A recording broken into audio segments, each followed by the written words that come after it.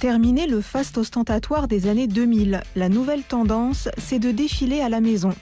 Jean-Paul Gaultier dans son palais de la rue Saint-Martin, Chanel à 2 pas de ses ateliers rue Cambon et Christian Dior avenue Montaigne, comme au temps de Monsieur Dior. Alors la haute couture n'est plus ce qu'elle était ? La haute couture, ça n'a rien à voir avec une robe du soir. Parce que des gens qui font des robes du soir, il y en a chez Zara, il y en a partout maintenant.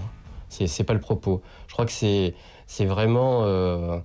c'est un métier à part, c'est un sacerdoce. Mais en même temps, c'est un sacerdoce hyper excitant, quoi. Sacerdoce pour les uns, vitrine pour vendre des cosmétiques pour les autres, la haute couture est une appellation protégée, délivrée par le ministère de l'Industrie. Pour autant, l'interprétation est libre et on ne fait pas tout à fait le même métier suivant que l'on s'appelle Dior ou Anne-Valérie H.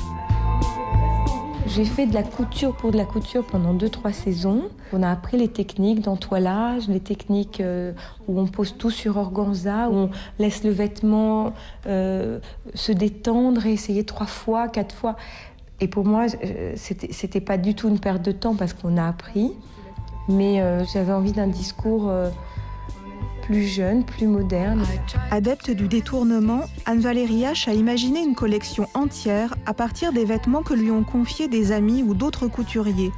Un pyjama pour Albert Elbaz, une marinière pour Jean-Paul Gaultier.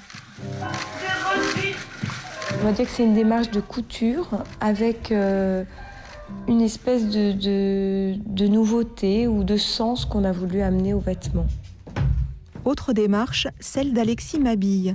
Invité pour la 6e fois à défiler pendant le calendrier haute couture, le jeune créateur mélange pièces couture et prêt-à-porter et lance cette saison une ligne d'accessoires, présents sur tous les fronts. Il y aura toujours une clientèle qui demandera un produit d'exception fait d'une certaine manière et qui permettra de faire vivre des artisans qui vont faire avancer les choses ou en tout cas perpétuer des techniques ou en créer des nouvelles.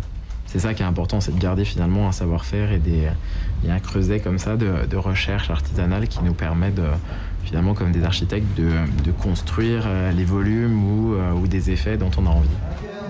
Traditionnelle, expérimentale, moderne et unique, la haute couture n'est pas figée dans une image mais plutôt en pleine réinvention. Une phase charnière de son existence où toutes les audaces sont possibles.